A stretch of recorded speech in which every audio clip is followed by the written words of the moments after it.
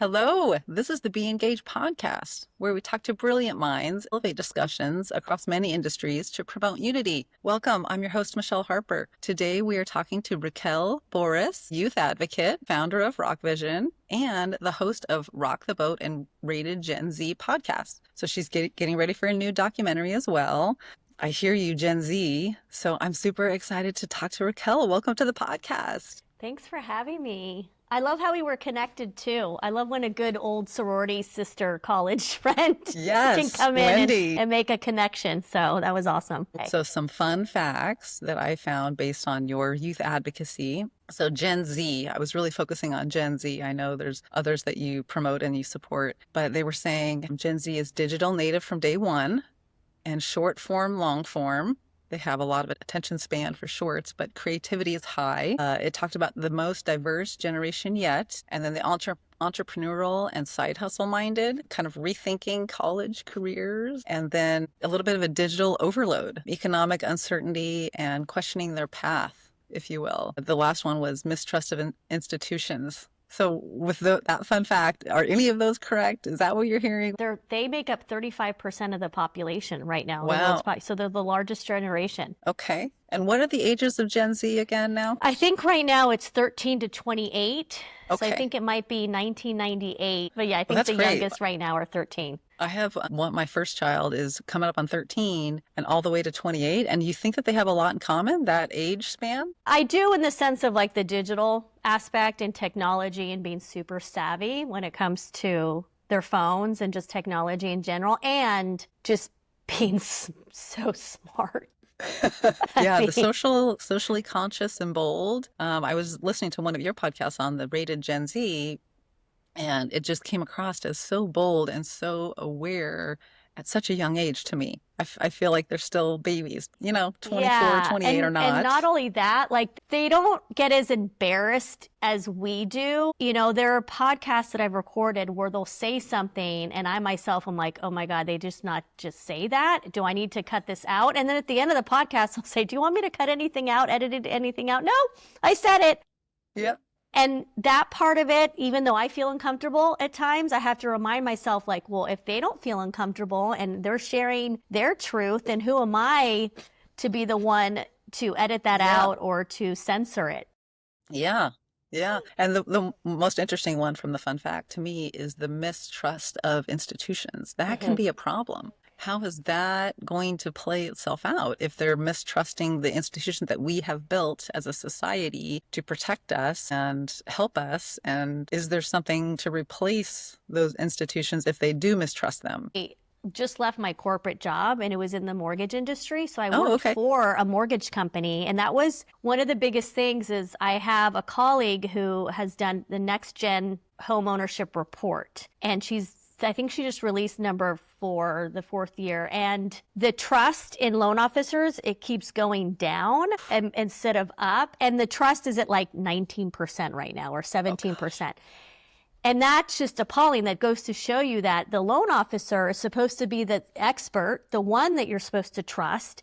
And the fact that they don't says a lot about the information that they're consuming online. The fact that they're trusting people that are influencers that might not necessarily have the background or the expertise in a particular subject. So that part is a little scary, that the information that they're receiving is not necessarily the best, but because it might be a popular person that gets a ton of engagement and viewership and followers, they think that that's someone that they can trust. Yes, the whole influencing game is real, and whether they have the background for it or not is debatable. Yeah, but I think I'm finding the ones that are getting older are starting to realize just how it's not real, and a lot of this social media that is being put out there is fake, and you can pretend that you are wealthy or pretend that you have all the success and not really have it. And I think they're starting to realize that. And because of it, I feel like a lot of the people that are putting real content out there, in the sense that you can tell it's real And when I say real, not that like it's factual, but real in the sense that you have people that are in their car, no makeup on, just kind of in the moment, sharing something that they're experiencing, as opposed to having it all filtered, very well edited, produced, and done in a way where now people are being like, I don't relate to that anymore. Where maybe at first it was very sexy and kind of inviting. Yeah. And I think the more that they were seeing that, the more they realize, okay, that is not reality. And not only that, it's making us feel like we have to now be that person. Yeah.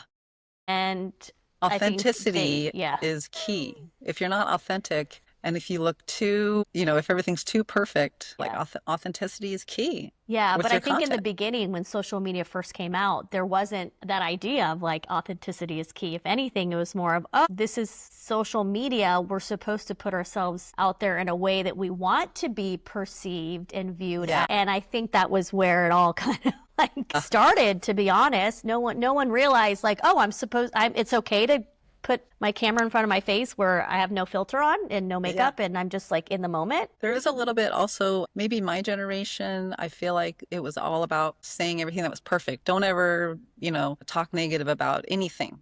If you didn't have a good experience, just say, oh, no, it was great, and leave it at that. And you're not honest. There was a lot of kind of, especially in high school and college, where it was just like cover everything. Everything's great. Nothing's wrong. You always answer that you're fine. If someone asks you how you're doing, everything's you fine. don't actually share that you're like really shitty.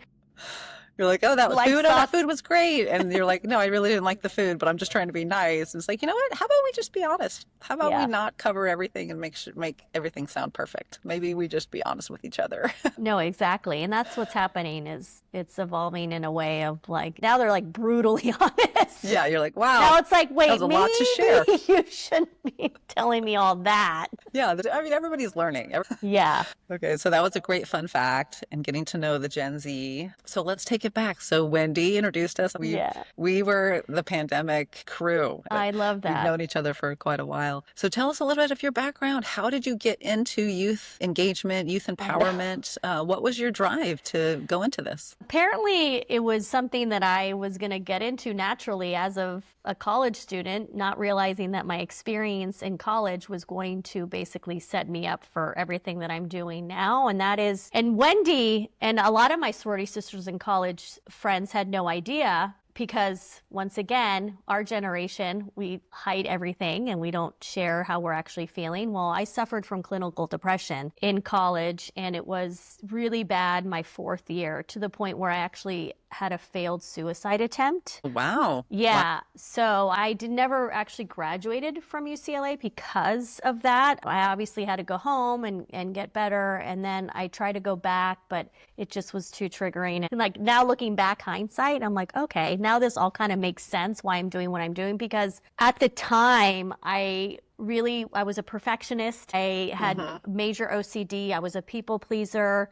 I had no boundaries. I thought I had to be everything to everyone. And when you have that type of pressure on yourself, and it was like my own pressure, it wasn't like my parents, but having that, and then actually having a failed suicide attempt. And unfortunately, my parents didn't really take it seriously. So then what that did to someone that already is like the bottom when it comes to you're like, I was reaching self-esteem. out for help here.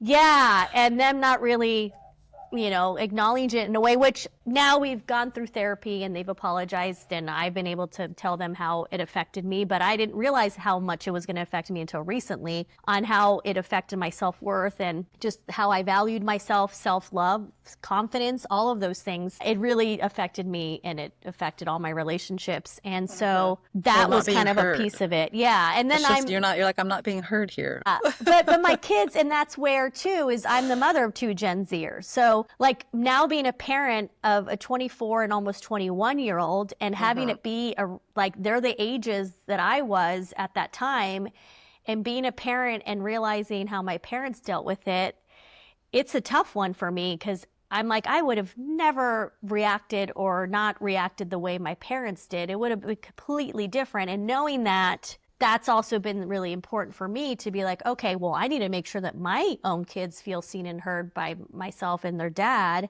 And then that in turn kind of like spilleth over until the entire generation.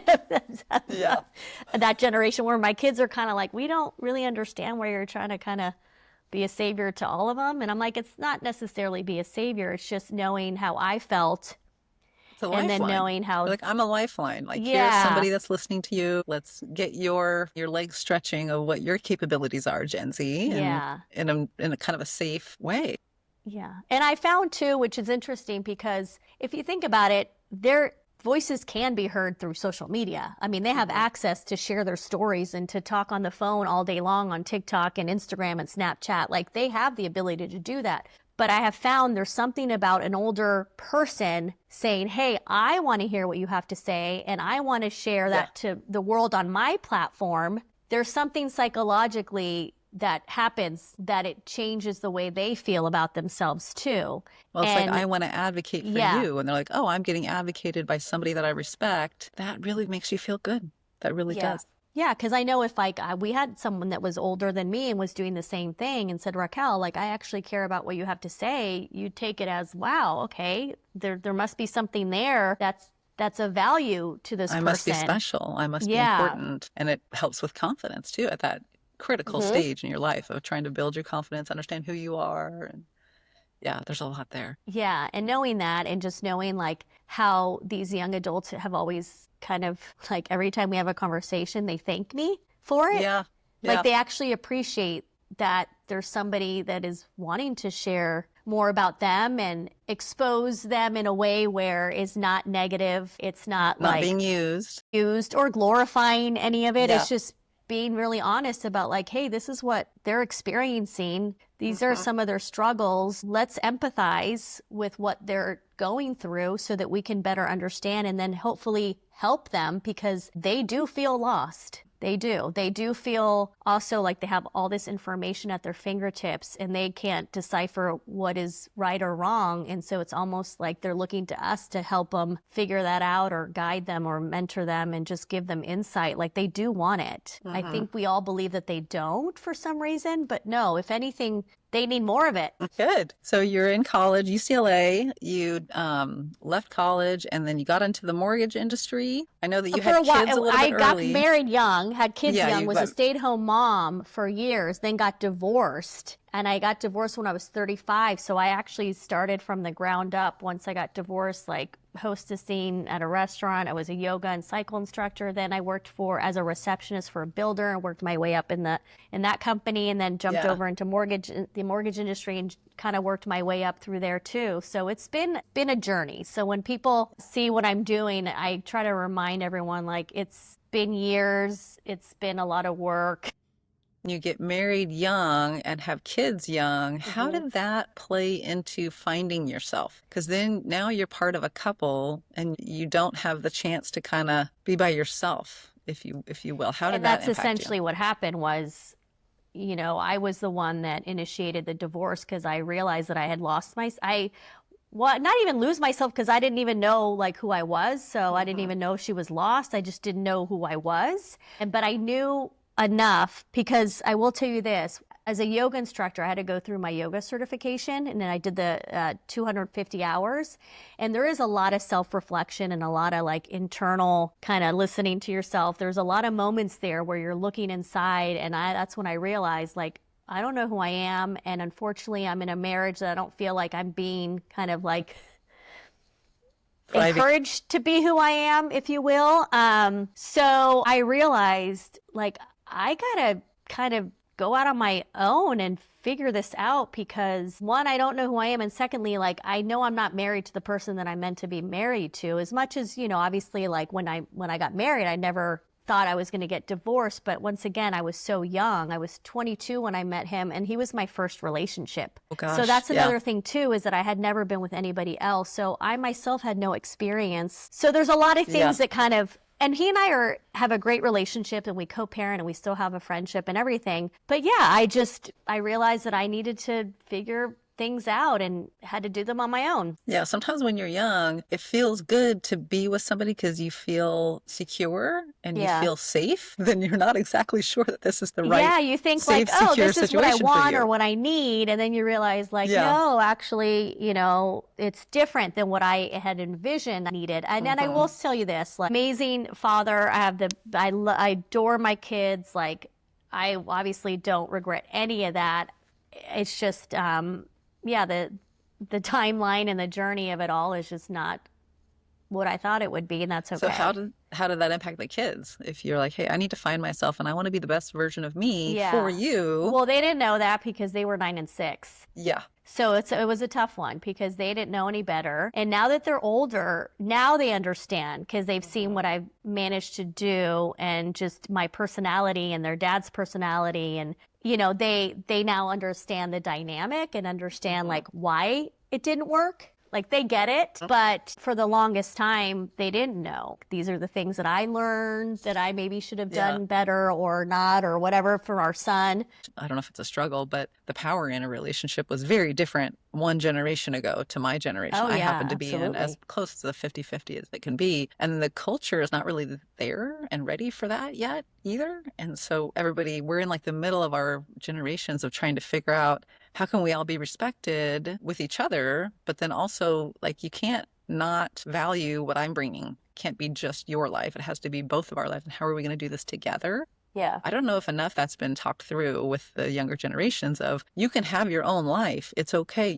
And that is something that I will say. The next podcast that I'll be releasing next week, I have a 26-year-old gentleman, and he talked about how, toxic masculinity is a big thing online right now and how he kind of bought into it. And as someone who's Latino, kind of the same thing, like kind of the narrative around that culture is that machismo and male and he's, you're the breadwinner and the wife stays at home, all of those things, right? But he also acknowledged that he has to be able to compromise and he can't expect his future partner to stay at home if she doesn't want to, or if she doesn't, all those things but it's hard for him because he sees it so much of like a lot of these men being like, you got to be the alpha male and you got to do this and you got to do that. And that's where it gets really dangerous too, because you think that that's what it's supposed to be like. And then you have all these women that are like, whoa, whoa, whoa, whoa, because there's plenty of women that want the traditional life too. Yeah. Because also online, I feel like the whole glorification too of having a man take care of you and then giving you this lifestyle where you can just like travel and do whatever and shop, and which is also like the other extreme. Yeah, that's a lot of pressure on them too. You're like, hey, you don't have to do all that. So it's once again, it's going to have to like evolve a little bit at a time through different generations to where it will get to the point hopefully where it's like not such a big deal. Yeah. That, a female wants to be the breadwinner or she might not want to have kids and all of those things. Like I knew I wanted to be a young mom, so like my partner was perfect because he was 4 years older. He was ready to settle down because he had already been with other women, like had other relationships. So it worked out at the time where it was like perfect. I got pregnant right away and we decided that I was going to be a stay-at-home mom. So we had those decisions or those discussions in the beginning and we were both on the same page, which is great. But then, you kind of evolve and change a little bit and then realize like, okay, maybe this is not my forever. But, so then how did it get to, like a lot of people have thoughts about what they want to do, but you enacted it. No, for me, it was COVID, the height of the pandemic, and I had been a guest on a ton of podcasts and like lives globally sharing about mental health and personal branding. And I knew I wanted to host something and I wanted to have like my own show, but I didn't want to do what everybody else was doing. And that was one thing too. When I was a kid, I thought I was going to be a teacher. I've always loved kids, even as a kid. It just came to me one day where I was like, I'm going to have kids as my guests. That's who I want to talk to. That's who I want to hear about their struggles right now with social media and their mental health. And then COVID on top of it, like they're isolated, they're at home. Like we're not going to be able to help them if we don't actually ask them how they're feeling. And I also sense just from being on LinkedIn and being really active on there and that being like a business platform. So you do have a lot of these, parents that are running businesses or, working for companies. I could sense how stressed out they were because they didn't know if they were going to still have a job, if they were going to be able to pay the bills, all these things. And because of that, I was like, I don't think anybody's really like acknowledging. I'm not trying to say that they were bad parents. I was just like, also had enough kind of insight to be like, they're so stressed out that they're forgetting that they've got kids that are probably going to be worse off because of all of this, Yeah. And that's kind of happened. And then when I started having conversations with these kids, I loved it so much. Every time I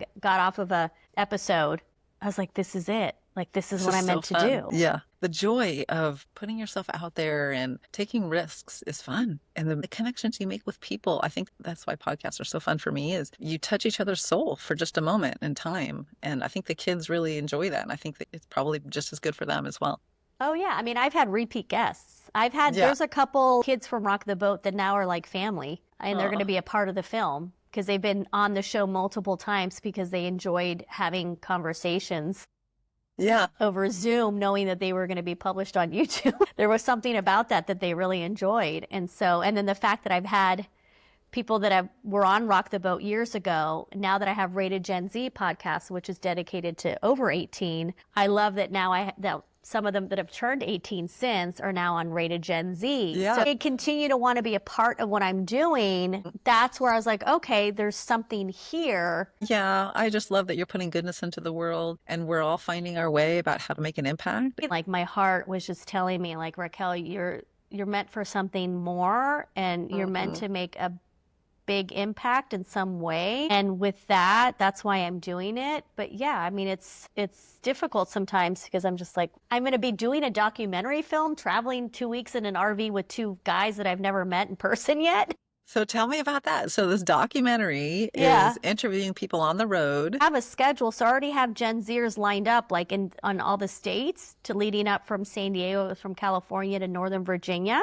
And so they'll definitely be like a part of the film, but we're also going to be talking to Gen Zers along the road. Like if we stop at a local, coffee shop and there's a barista there that's like 20 years old, I'll be like, hey, you want to go outside and answer some questions? Yeah. We're going to do that. And then I also have national Gen Zers that want to be a part of it in some capacity. So I think what we're going to do is I'll ask them like a blanketed question, and then they can record on their phone and answer it in like 30 seconds or less and send it to me. And then I can have also like a montage scene in the film where I have all these Gen Zers from all over the globe answering the question as well. So I'm going to incorporate as many Gen Zers as I possibly can. Like really, the more that we can get their perspectives, and obviously I want to keep it as diverse as possible too. I'm going to go to LA. So clearly people are going to want to hear from like influencers or people that are in that space, right? But then I'll be in like rural Mississippi, where that's a very different upbringing than it is for a lot of the Gen Zers in LA. So then getting to hear their perspective and getting to see like how they're growing up. And there might be a lot of commonalities there that like people don't realize, that just because one, is born in a different state or in a different country. That's what I have found with my podcast and Rock the Boat as well, is that there's actually more commonalities between these Gen Zers than not. They're experiencing the pressures, the stress, the competition, the insecurities, the judgment, all of those things that we see here in the States, it's happening all over the world. Yeah. And the more that you travel, the kids realize we're all not that different. You don't have to be scared of other people, because we're all really trying to do the same thing.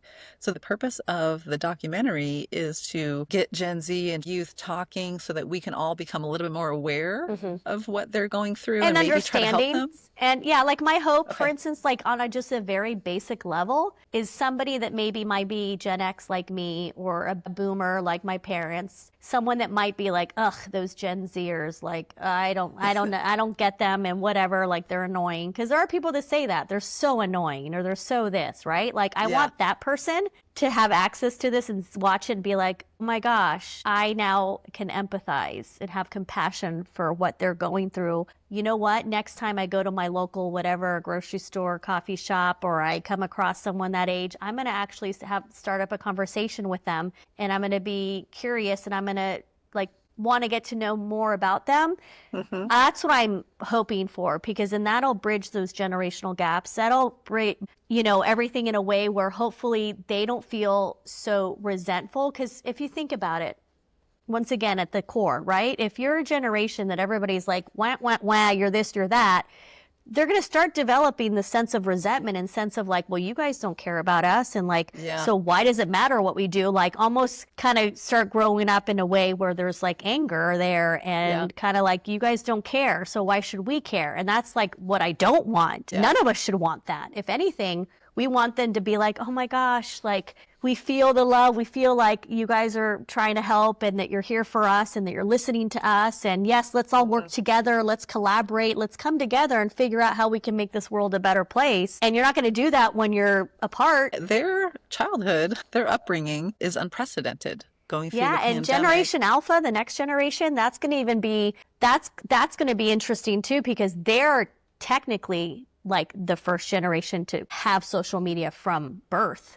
Because like Generation Z, like Sean, who was on my podcast, he's 26. He remembers, you know, prior to social media and after. So he can understand like, oh my gosh, it was much better before because of these reasons. Generation Alpha, they're going to naturally grow up on it. So that's going to be interesting too. Yeah. And I'm hearing even the Gen Z, they're kind of getting a little bit over the social media and they're getting over the trends that were so strong and just the negativity. They're already figuring it out like, this isn't really the best for our society. Let's maybe change it up. Yeah.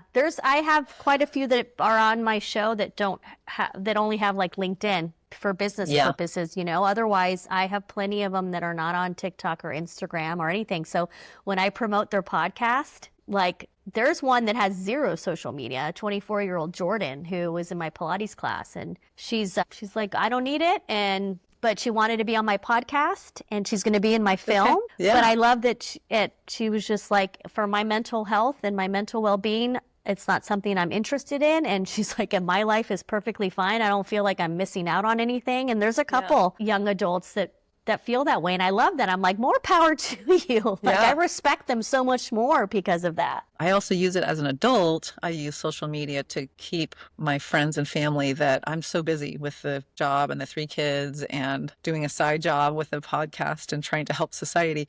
I can't text everybody and keep them, oh, what'd you do this weekend? So I use it as just a means to literally let folks know what I'm doing. We can keep up with each other and it's more of a positive situation. It's not like, hey, look what I'm doing. It's just literally just here's an update of what's happening. In my life. That's it. That's really all it is. Yeah, I've also kind of changed my habits with social media too. I mean, obviously, you know, in the beginning, I put a lot into it, and I've now been able to create a platform to where if I don't post for a week or 2, it's not the end of the world. People will probably reach out to me and be like, where are you? But it's not going to affect me in any way where, but in the beginning, I did have to put a lot of time and energy into it, and I had to be really consistent. But that's where the reward is now, not having to really worry about it that much. Like what I post is really just about my podcast and the adults that are on it. Like I don't really do much like personal stuff anymore, which is really nice too. I'm like, now my focus is on other people. And so it and feels it's promoting good. my kids are to the age where I'm pretty close to not being able to really post about them. I have some young ones, so I think it's okay when they're young, but as soon as they get to a certain age, you know, like 11, my kids, 12, I don't post anything I on have it anymore. colleagues that didn't know I had kids. Like when I tell people I have a 24 and almost 21-year-old, they're like, what? They're like, first of all, you have kids, and second of all, they're that old. I said, because out of respect, that was another thing too that I had to learn from what I was doing, was that if I'm listening to like these Gen Zers and I'm creating these safe spaces of non-judgment for them, why am I not doing that for my own kids? And so that was something that for me as a parent, I had to learn and I had to work on, because I was that parent that was like telling my kids everything and telling them you need to do this. And I did this when I was like so annoying. And it got to the point where they were like, we don't want to be a part of what you're doing. Not because they don't love me or they're not proud of me or they don't support me. It's because they live a different life. They're not on social media. They don't create content. You know, they're on it, but they don't, that's like, they rarely post. And they were just like, it gives them the freedom of like, they want the boundaries, you know? And so out of respect, that's what I've done. And it's tough sometimes when people don't realize you have kids, because then you feel like, oh my God, I must be such a shitty parent. But then I have to go back to, but that's what my kids want. And at the end of the day, that's what's important. And as long as they know and I know how our relationship is, then it does not matter whatever anybody else thinks, because I used to be that person. If I don't post about them, then I look like I'm a bad mom, that I don't love them because I'm not you're like, posting I'm just about protecting them, actually. Yeah. And they're like, I don't no, post Mom, anything. No. Yeah, on anything that's open that everybody can see. No, I'm not going to post details of my personal life or my kids or anything.